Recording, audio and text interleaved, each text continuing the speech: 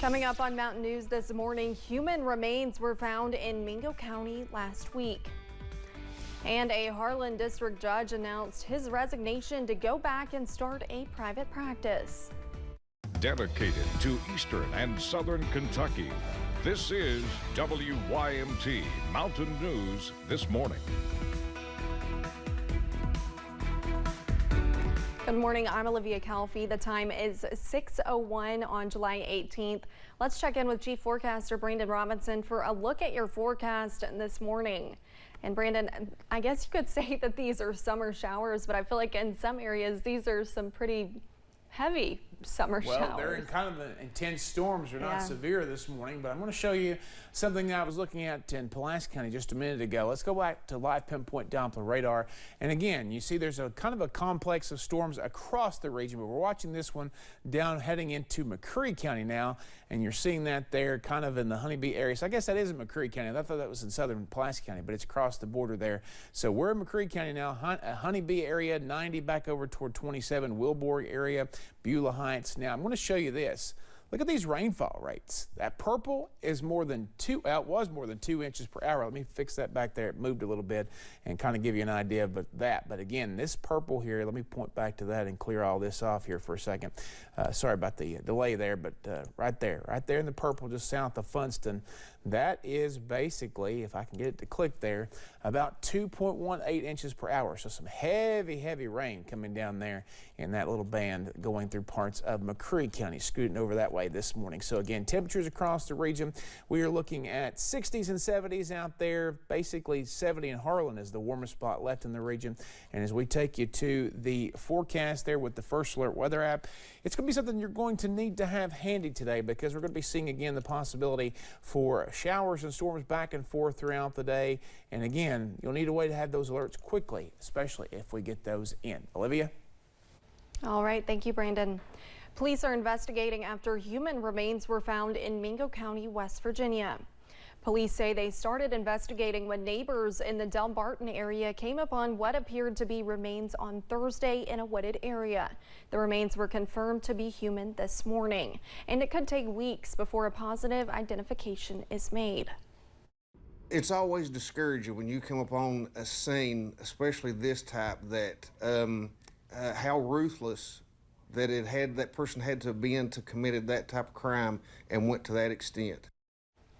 Anyone with information should call the Williamson Detachment of the State Police. Students across the country are gearing up to head back into the classroom, but it's the dangers outside of the classroom they should be aware of as well. WYMT's Madison Carmouche spoke with Kentucky State Police Trooper Matt Gayhart about the dangers of child trafficking and keeping students safe this back-to-school season. It could be a difficult situation to have with a young child, and it really is one of those things we just have to do it.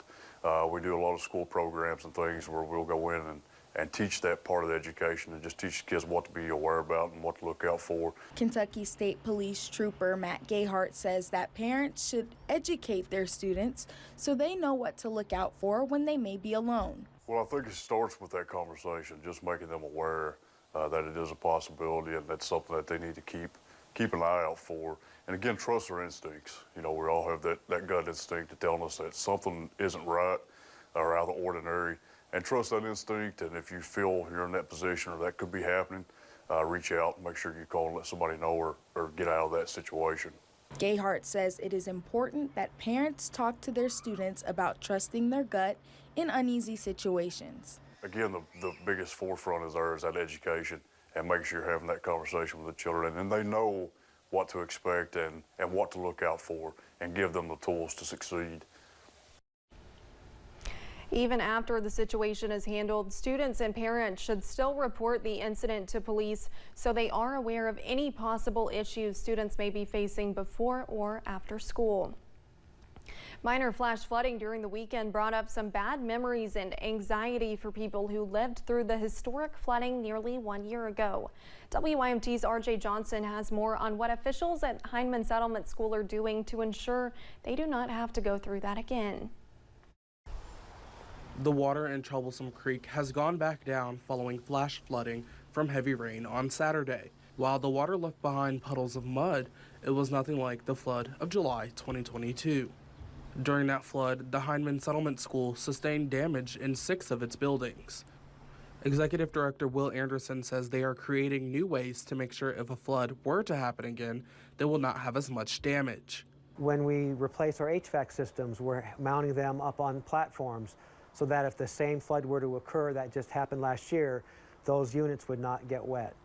That is not all. Anderson says they will change up the way they are doing their flooring. We're not putting carpet and vinyl flooring down. We're having bare concrete with maybe an enamel finish, and even the wallboard below 4 feet, we're using a PVC wallboard and solid foam insulation behind it. So if they ever were to flood again, they can easily remove the walls and flooring, clean them, and reinstall. What that's triggered in response is that all of the work that we're doing is done with the mindset that they will be flooded again. While officials say they are continuing to push through any and everything Mother Nature throws their way, Anderson says they are continuing to be optimistic. No matter what comes in the future, we'll be prepared, and nothing would make me happier than 50 years, 100 years from now, if a flood like that occurred again, for someone, the executive director then, to say, boy, I sure am glad that way back when they had the foresight to not rebuild in these spaces. Using the past to prepare for the future. In Hindman, RJ Johnson, WYMT Mountain News. In addition to the remodeling, Anderson says they will not be moving the administrative offices back to its original location. Instead, he says they are working to move into a new building on their campus. And Perry County school officials say work is beginning to rebuild the Buckhorn School. The estimated cost of the project is $15 million. Officials say flood damage was extensive and it required months of planning and designing before the physical work could get underway. It's not known how long it will take to rebuild the school. Right now, Buckhorn students attend classes in the old A.B. Combs Elementary building. Harlan District Court Judge Scott Lisenby resigned from his position to return to private practice. WYMT's Chandler Wilcox talked to Lisenby about his decision and tells us how court officials will move forward. Retired judges appointed by the state Chief Justice's office are temporarily filling the role as 26th Judicial District Court Judge. Scott Lisenby held the position for more than 6 years. You don't get the opportunity to really get to know the different people that come before you on a more personal level, but you serve the county as a whole in dealing with those cases. When looking back at his terms, the former judge says establishing a drug court will be an accomplishment to remember. There was a circuit court, drug court, which is now called specialty courts, but there had never been one in the district court level, and I was able to establish that. He resigned in favor of returning to private practice and already has began work. I'm happy to be back in private practice. This is my first day, and I'm excited, nervous, but looking forward to it. Lisenby is returning to the office where he started his career and worked for more than a decade. That will obviously take some time to readjust and get used to, but I don't look for it to be a problem. Retired judges will fill his role until the state appoints someone to fill the position. Anyone wishing to run in the upcoming election for the position has until August 8th to submit paperwork. In Harlan, Chandler Wilcox, WYMT Mountain News. Scott Lisenby began his career working with longtime attorney Otis Doan, who recently died. Lisenby says he learned a lot from Doan.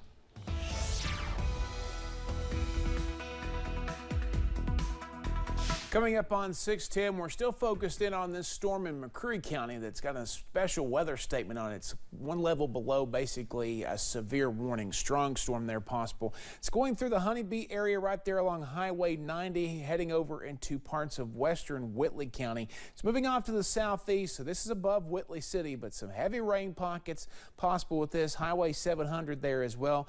It's moving kind of to the southeast, so Williamsburg, you'll be in the path of this at some point, so not severe, but maybe some strong winds, lots of lightning and heavy rain, so just watch out for that. Temperatures, everybody in the 60s except for Harlan, still hanging out at 70 there this morning. Rain hasn't got to them yet.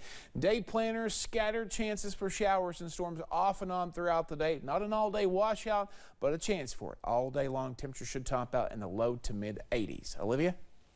Thank you, Brandon, and thanks for joining Mountain News this morning. More news is on the way. The criminal probe of former President Donald Trump continues in Georgia after he tried to shut it down.